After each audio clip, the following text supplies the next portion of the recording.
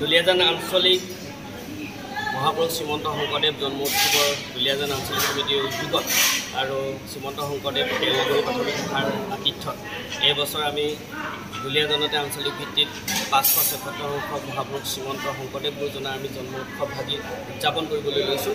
5 দিনীয়া কাৰ্যসূচীৰে আমাৰ কাৰ্যসূচী আৰম্ভ হ'ব 6 অক্টোবৰ, 11, 12, 13 আৰু 14 অক্টোবৰত আমাৰ সফল পৰিসমাপ্তি ঘটিব। আৰু আমি এই অনুষ্ঠানসমূহ আমি লৈছোঁ। আমি বিভিন্ন সাংস্কৃতিক আৰু সাহিত্য সম্পৰ্কীয় আমি প্ৰতিযোগিতাসমূহ আমি অনুষ্ঠিত কৰিবলৈ আগবাঢ়িছোঁ। আমাৰ প্ৰথম 6 অক্টোবৰতে আমাৰ চিত্ৰাংকন প্ৰতিযোগিতা আছে, ৰচনা প্ৰতিযোগিতা আছে, লগতে আমাৰ আছে কবিতা আবৃত্তি প্ৰতিযোগিতা। 11 অক্টোবৰত আমাৰ সমগ্ৰ দুলীয়াজানতে আমি ভাগৱত ভ্ৰমণ অনুষ্ঠিত কৰিম।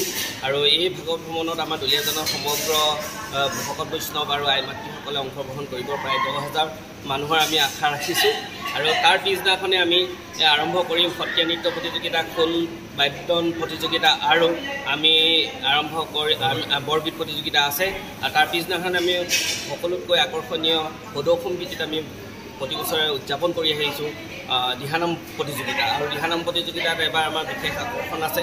আমি বিচাৰিছোঁ সমগ্ৰ অসমৰ যিসকল দিহানামৰ দল আছে তেখেতসকলে অংশগ্ৰহণ কৰক। আৰু আমাৰ শেষৰ দিনাখন আছে মুকলি সভা। মুকলি সভাত আমাৰ বিশিষ্ট বক্তা, বিশিষ্ট ব্যক্তিসকল উপস্থিত থাকিব।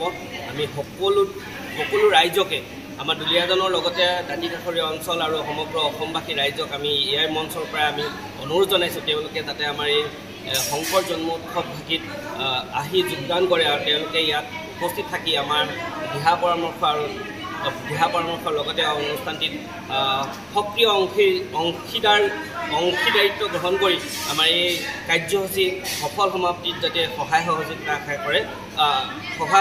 কৰে তাৰে আমি আশা ৰাখিলোঁ।